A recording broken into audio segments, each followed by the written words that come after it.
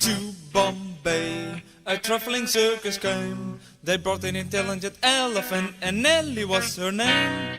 One dark night, she slipped her iron chain, and off she ran to Hindustan, was never seen again.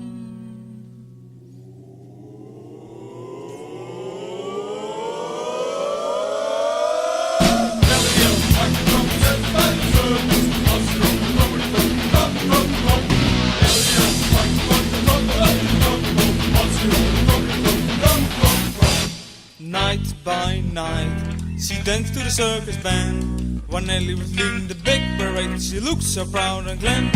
No more tricks for Nellie to perform. They taught her how to take a bow and took the crowd by storm.